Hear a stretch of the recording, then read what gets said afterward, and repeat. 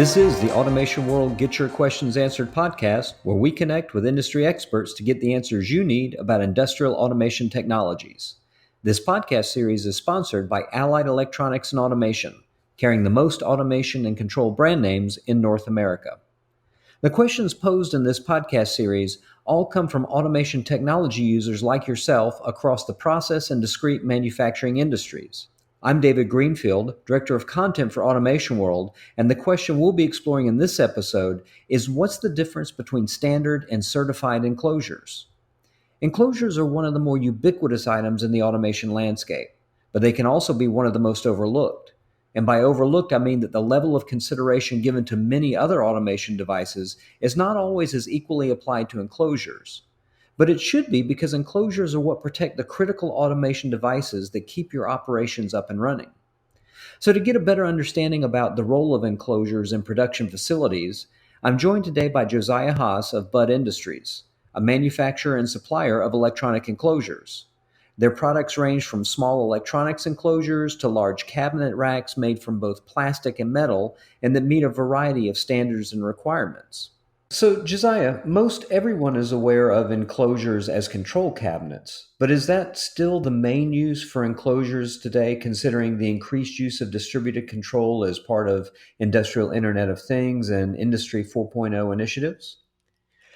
Control cabinets are still a portion of how people are utilizing enclosures, but they are now spread throughout the equipment to track specific portions of the process, not just one big control cabinet.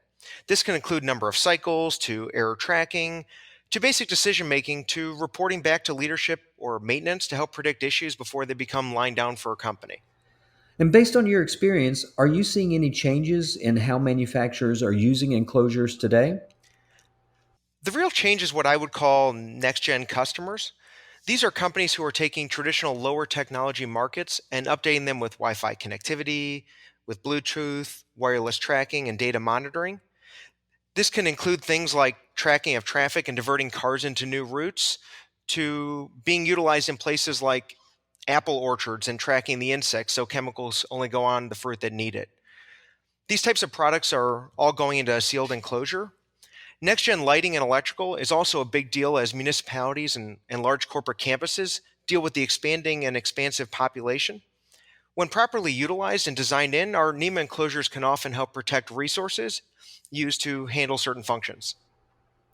So, to more directly address the specific reader question behind this podcast, what would you say is the difference between a standard enclosure and one with certification? That's a good question and one we run into often. Many standard enclosures are manufactured to meet certifications while some are not. There are all different types of certifications that exist. The most requested would be NEMA or IP rated UL certified boxes. This is where a customer often can have some questions.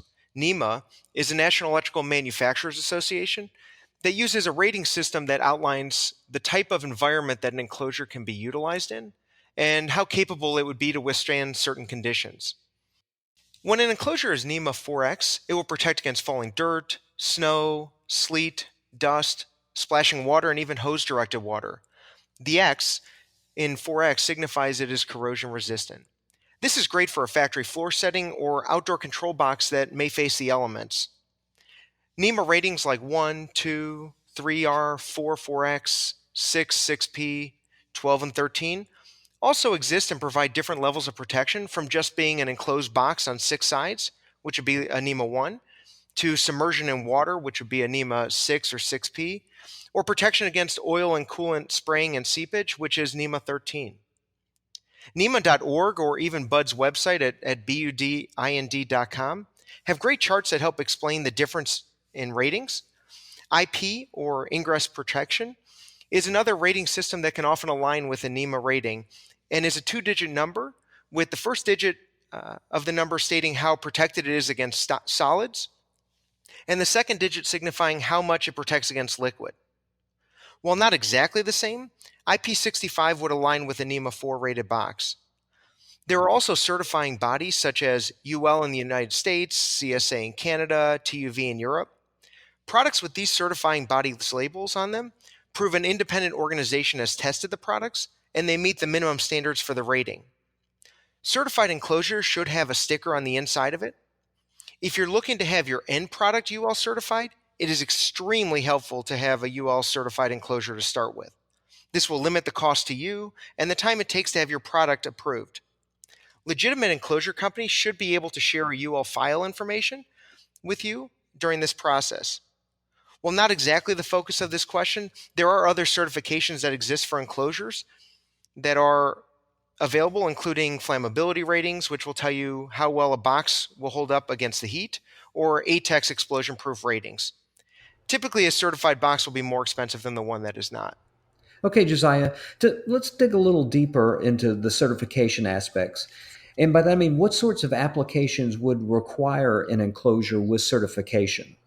Enclosures should be certified if they contain any type of automation, electrical, or electronic equipment, or any type of moving parts like motors or fans that could create safety concerns. This could include factory and automation controls, energy, food and beverage, and construction applications. If enclosures are being utilized for industrial or commercial end products, or more than just project boxes, you can alleviate concerns or problems by using certified boxes like those sold by Bud Industries.